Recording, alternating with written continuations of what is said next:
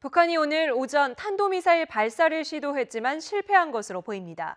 어제 대규모 열병식에서 신형 ICBM으로 추정되는 미사일을 공개한 지 하루 만입니다. 취재기자 연결합니다. 강정규 기자. 네, 통일외교안보부입니다.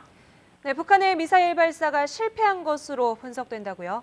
네, 그렇습니다. 합동참모본부는 북한이 오늘 새벽 6시 20분쯤 함경남도 심포 일대에서 미사일을 쐈다고 밝혔습니다.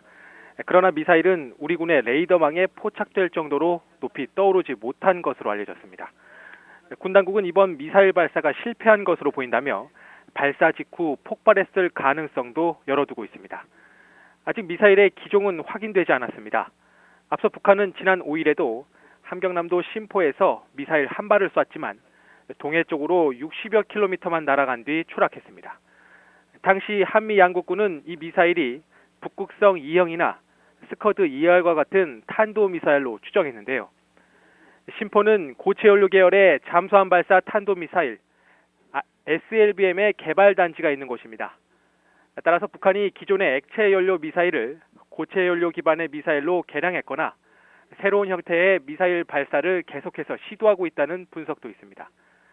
또 북한이 어제 열병식에서 신형 대륙간 탄도미사일 ICBM으로 추정되는 무기를 공개한 만큼 오늘 ICBM의 시험 발사에 나선 것 아니냐는 관측도 있습니다. 정부는 북한의 도발 소식이 전해진 직후 청와대 국가안보실장 주재로 국가안전보장회의 NSC 상임위원회를 열어 미사일 발사 정황을 보고받고 대책을 논의했습니다.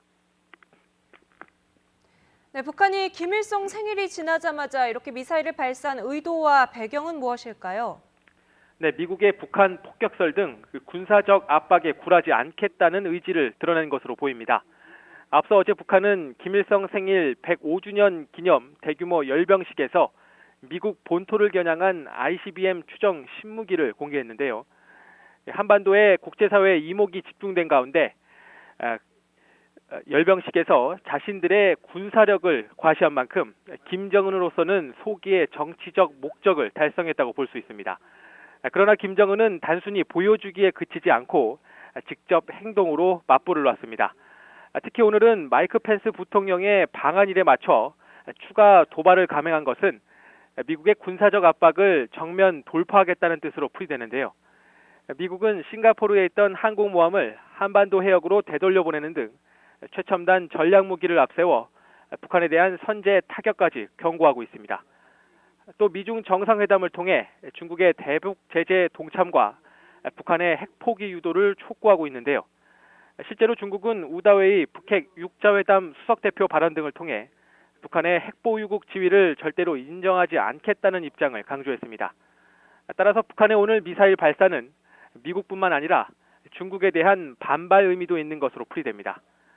다만 미사일 발사가 실패로 귀결되면서 김정은이 체면을 구긴 만큼 군 당국은 북한이 오늘 추가 발사를 시도할 가능성을 열어두고 심포 일대를 집중적으로 감시하고 있습니다. 지금까지 통일외교안보부에서 YTN 강정규입니다.